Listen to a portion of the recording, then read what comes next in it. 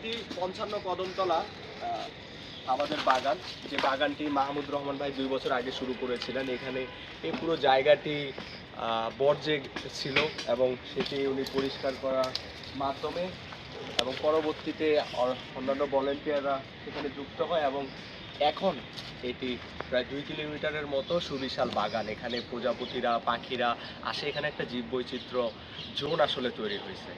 কিন্তু গত ১ সপ্তাহ আগে যেটি হয়েছে আসলে খুব মর্মান্তিক একটা কাণ্ড হয়েছে, যেটা হলো গুলশান সোসাইটি তারা পরিষ্কার বা গাছ ছাঁটা এর নামে গাছের একদম মানে মিডল থেকে অনেকগুলা গাছ আসলে তারা কেটে ফেলেছে। পুরা লেক সাইডটাই আসলে, এটা আসলে এরকম কি বলে ধোলা ছিল না বা এরকম ফাঁকা ছিল না। এই পুরো জায়গাটা অনেক গাছ ডালপালায় আসলে ভরা ছিল, দেখতে অনেক সুন্দর লাগতো।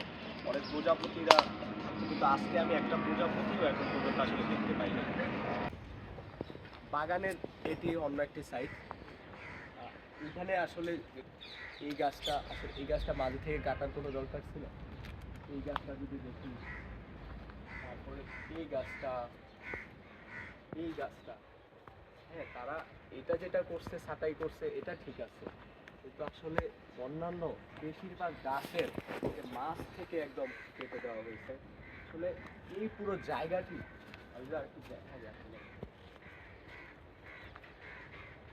এই পুরো জায়গাটি জুড়ে একদম জঙ্গল ছিল, আরবান যেটা আমরা জঙ্গল বলি বা কিছু, এরকম একটা সৌন্দর্য আসলে এখানে ছিল।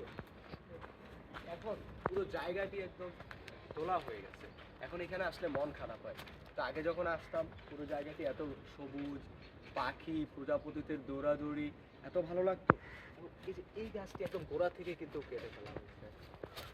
এই গাছটি এরকম একটা একটা করে যদি আমি দেখাই, আসলে পুরো জায়গাটা ঘুরলে অনেক গাছ পাবো যে তারা এরকম করে কেটে ফেলছে পুরো গাছগুলো। আসলে এটাকে তো আসলে ছাঁটাই বা পরিষ্কার বলে না। আমরা তো তাদেরকে সহযোগিতা করতেছি, আমরা যারা ভলেন্টিয়াররা এখানে কাজ করতেছি বা অন্যান্য ঢাকার যেখানে আমরা গাছ লাগাচ্ছি, আমরা একটু সবুজায়ন গড়ে তোলার চেষ্টা করছি, এটা তো সবার জন্য। আমরা তো চাই তারা আসুক, আমাদের সাথে কথা বলুক এবং আমরা তাদের সাথে কথা বলার জন্য আগ্রহী। আমরা একসাথেই তো কাজ করছি, এই গুলশান সোসাইটিকে তো আমরা সহায়তা করছি, এই এলাকাটি তো তাদের এবং আমরা নগরবাসী তো এটা আসলে ব্যবহার করব। তারা যদি মশার কথা বলে, লেকে তো আরও বেশি মশা, এই জায়গাতে তারা ছাঁটাই করতে পারতো, কিন্তু এইভাবে তো আসলে ছাঁটাই করে না। এবং তারা গাছগুলো কেটে ফেলার পরে এই যে আসলে গোল গোল করে রেখে এগুলাতে আগুন ধরিয়ে দেওয়া। এখন আগুন ধরিয়ে দেওয়ার পরবর্তীতে যেটা হলো, আমাদের অন্য গাছগুলোও কিন্তু এই যে পুড়ে গেছে। তো এটা তো আরেকটা বড় কথা, যে একটা পেঁপে গাছটা পুড়ে গেছে,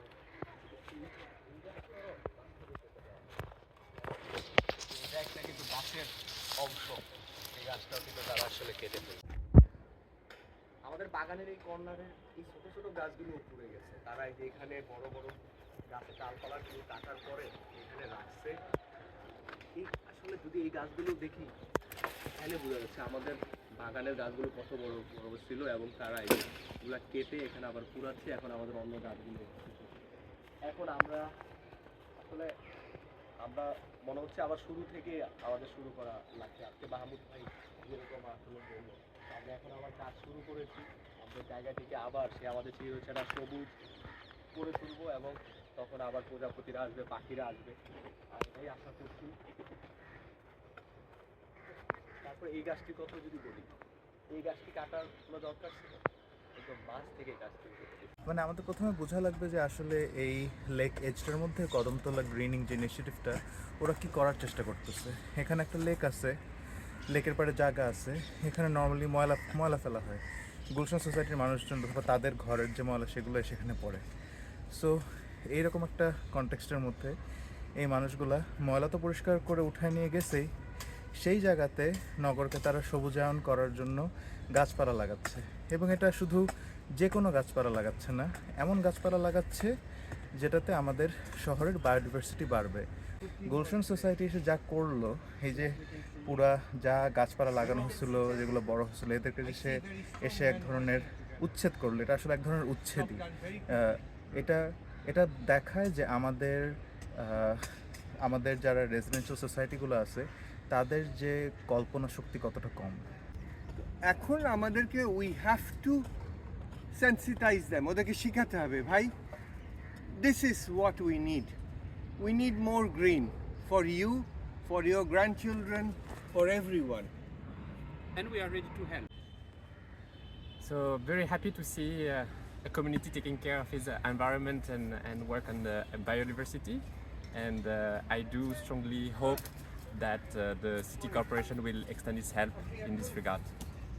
আমি গুলশান সোসাইটি কর্তৃপক্ষের প্রতি অনুরোধ জানাবো, আপনারা আসুন, বাগান করুন, আমরা আছি, আপনারা যেহেতু এটি ব্যবস্থাপনা করছেন, আপনাদেরকেই আমরা সহযোগিতা করছি। আমরা অন্যান্য জায়গায়ও বাগান করছি। আমরা একটি সুন্দর ঢাকা চাই, একটি সবুজ ঢাকা চাই নতুন বাংলাদেশে।